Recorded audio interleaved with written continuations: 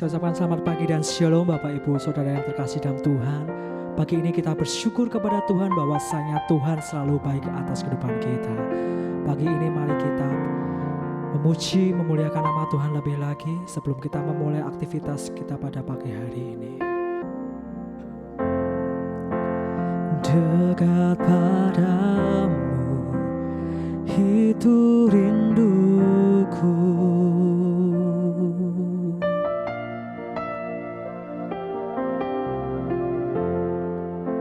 setiap kataku kau pun menunggu. Tak kusangka ku temukan satu kasih yang abadi. Kini ku datang dan ku bawa hidupku,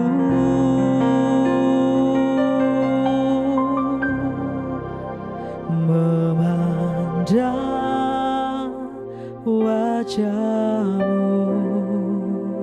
mengikuti kebaikanmu, mengejar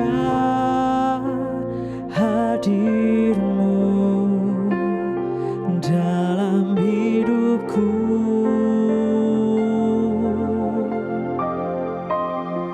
membawa sembahku, menyatakan kebesaranmu, mengejar hadirmu dalam hidupku.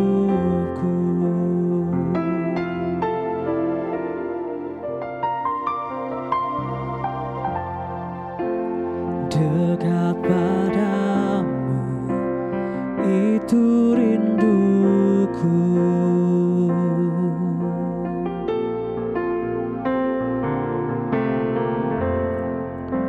setiap kataku kau pun menunggu. Tak kusangka ku temukan satu kasih yang abadi. Kini ku datang dan ku bawa hidupku,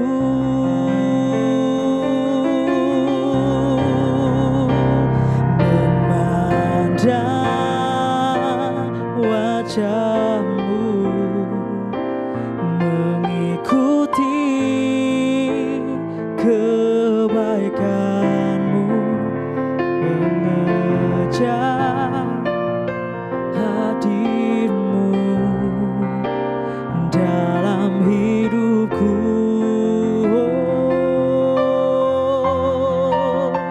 membawa sembahku, menyatakan kebesaranmu, mengejar hadirmu dalam hidupku,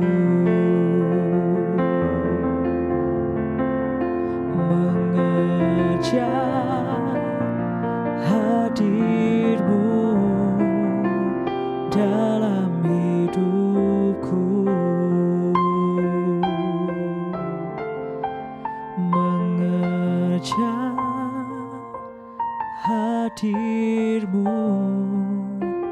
dalam hidupku. Kami bersyukur Tuhan bahwasanya Engkau baik bagi setiap kami Tuhan. Tak hentinya kami mengucapkan syukur kami di hadapan-Mu Bapa, buat penyertaan-Mu Tuhan, buat kasih setia-Mu bagi setiap kami Bapa. Saat ini Tuhan, kami mau mendengarkan sabda firman-Mu Tuhan. Kau pakai hamba-Mu lebih lagi Tuhan dengan double porsinya Tuhan. Kami percaya Tuhan pengurapan Allah atas hamba-Mu Bapa. Kami percaya Tuhan setiap apapun yang dikatakan Tuhan itu sesuai dengan kehendak-Mu Bapa. Terima kasih Tuhan, terima kasih. Kami sudah berdoa dan mengucap syukur. Haleluya. Amin. Selamat pagi Bapak Ibu yang dikasihi Tuhan. Apa kabar hari ini? Saya percaya kalau hari ini Bapak Ibu di dalam keadaan yang baik, luar biasa. Mari sebelum kita melakukan segala sesuatu, kita akan bersama-sama untuk merenungkan firman Tuhan agar hidup kita senantiasa di dalam penyertaan-Nya. Dan hari ini kita akan beri judul yaitu sabar dan sukacita. Kita baca dari Roma 12 ayat yang ke-12. Bersukacitalah dalam pengharapan, sabarlah dalam kesesakan, dan bertekunlah dalam doa. Bapak Ibu yang dikasihi Tuhan, kata sabar ini adalah satu kata yang banyak diberikan sebagai nasihat kepada setiap orang yang bisa kita beri nasihat. Suatu misal kepada teman kita yang sakit, kita menulis di WhatsApp, sabar ya, Tuhan pasti menyembuhkan. Kepada saudara kita yang berduka atau ditinggal pergi anggota keluarganya, kita juga menyampaikan pesan bela sungkawa agar bersabar. Tuhan Yesus pasti memberikan kekuatan dan penghiburan. Bahkan juga ketika ada orang yang kehilangan sebuah pekerjaan, kita juga menasihati untuk bersabar. Sabar dan minta pertolongan dari Tuhan agar diberi pekerjaan yang baru.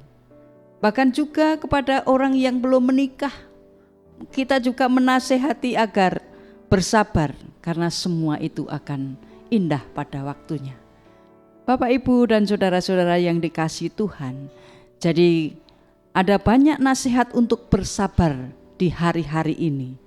Sampai-sampai kita tidak tahu bagaimana caranya kita itu bersabar. Dan anehnya saat kita meminta sabar, ujian terhadap kesabaran itu justru macam-macam datangnya dan silih berganti.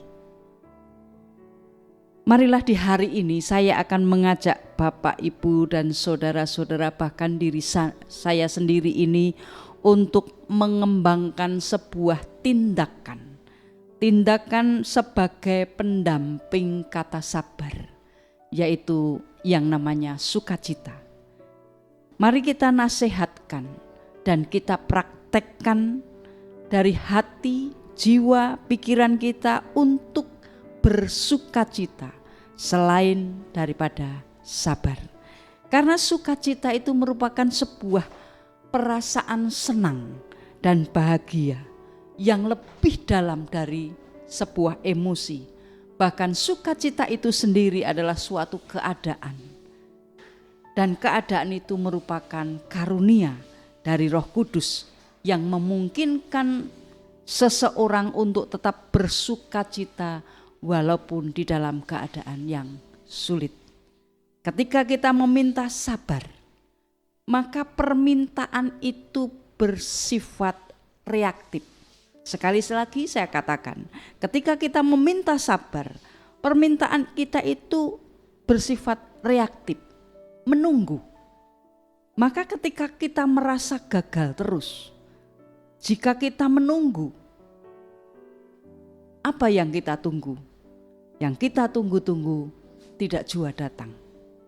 Oleh karena itu, marilah kita mulai sekarang kita ikuti nasihat firman Tuhan hari ini untuk bersukacita. Minta roh sukacita, sebab sukacita itu aktif dan berkuasa. Sekali lagi, sukacita itu aktif dan penuh kuasa. dengan hati yang bersyukur dan jiwa yang bersukacita, maka kita ini dimampukan untuk bersabar, untuk tekun menantikan janji Tuhan. Seperti yang hari ini kita baca, bersukacitalah dalam pengharapan, sabarlah dalam kesesakan, dan bertekunlah dalam doa. Jadi ayat ini bisa kita gunakan sebagai motivasi, bahkan bisa kita jadikan sekarang ini untuk dijadikan sebagai mungkin status supaya kita ini juga mendapatkan sebuah kekuatan dan motivasi kepada orang lain untuk hidup bersabar yang didampingi dengan sukacita.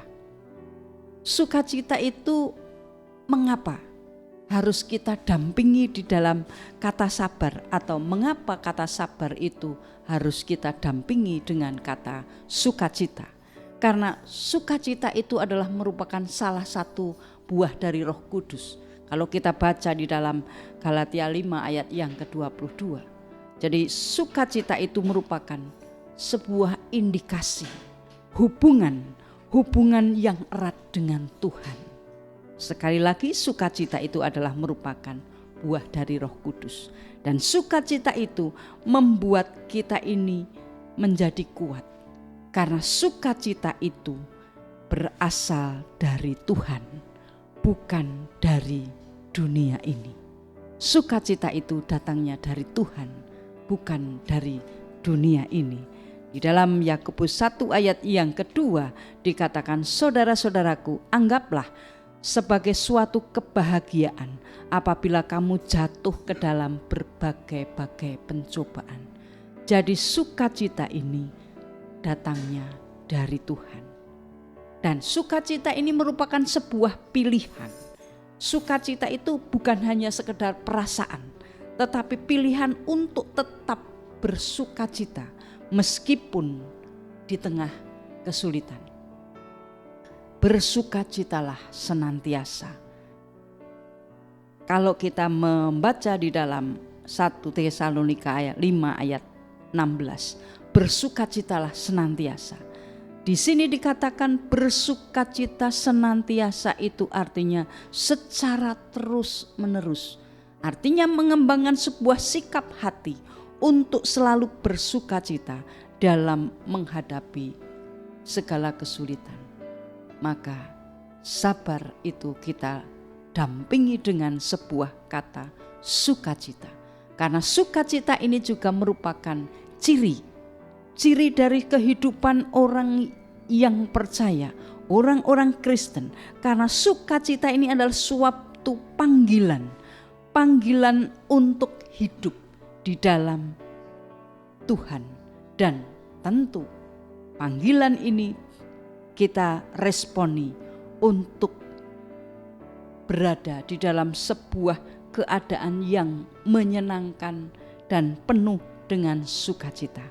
Sukacita yang mendalam itu akan terus ada, karena sukacita yang datang dari Tuhan itu selalu bersifat abadi. Bapak, Ibu, dan saudara-saudara yang dikasihi Tuhan, sabar mari kita dampingi dengan sebuah kata sukacita. Banyak orang yang salah di dalam meminta jika kita ini menginginkan atau ingin mengalami hidup yang lebih hidup. Maka kalau kita mengingini hal ini, mintalah roh sukacita terlebih dahulu. Artinya dengan hati yang bersukacita. Kalau di dalam hati yang bersukacita itu adalah ada yang namanya bersyukur, dan kita bisa bertindak, berbuat dengan sebuah yang namanya ikhlas.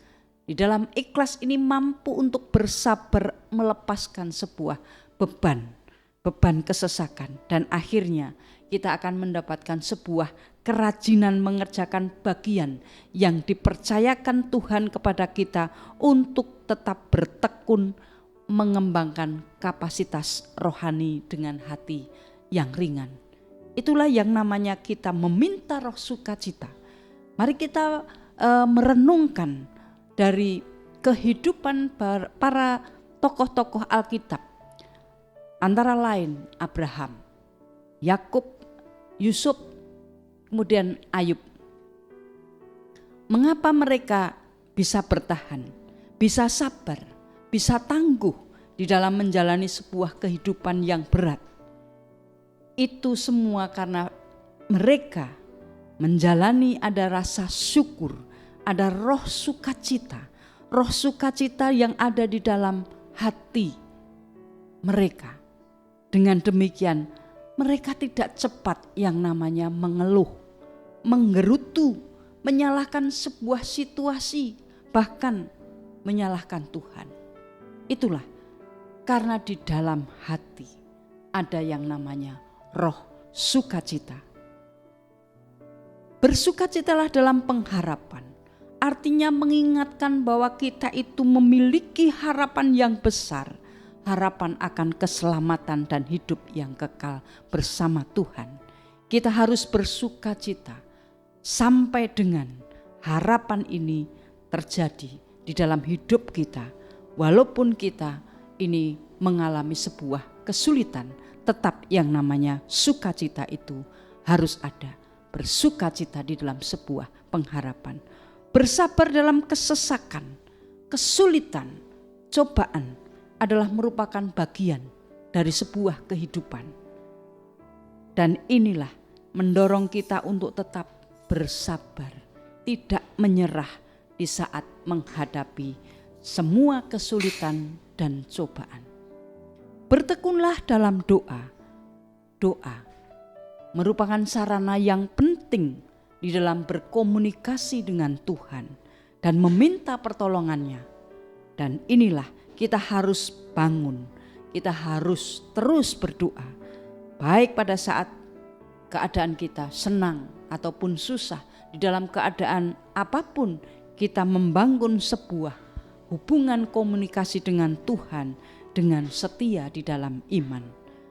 Bapak, Ibu, dan saudara-saudara yang dikasihi Tuhan, sebagai orang-orang yang dikasihi Tuhan, kita tidak hanya dipanggil untuk hidup dalam kemuliaan, tetapi juga untuk menghadapi sebuah tantangan iman dan harapan. Maka kita harus bersukacita dalam pengharapan, sabar dalam kesesakan, dan bertekun dalam doa, agar kuat setia di dalam mengiring, mengikut Tuhan Yesus. Oleh karena itu mari mulai sekarang meminta secara tepat, meminta dan siap dengan roh sukacita. Jadi tidak hanya sekedar sabar, tapi mari kita meminta roh sukacita itu ada di dalam kehidupan kita. Karena melalui roh sukacita ini kita akan dimampukan untuk melewati sebuah perjalanan kehidupan, baik itu perjalanan kehidupan secara rohani maupun kehidupan di dalam dunia ini. Dengan roh sukacita kita akan mendapatkan sebuah kuasa, sebuah kekuatan untuk tetap berharap di dalam Tuhan. Karena janji-janji Tuhan itu akan kita terima di dalam kehidupan kita.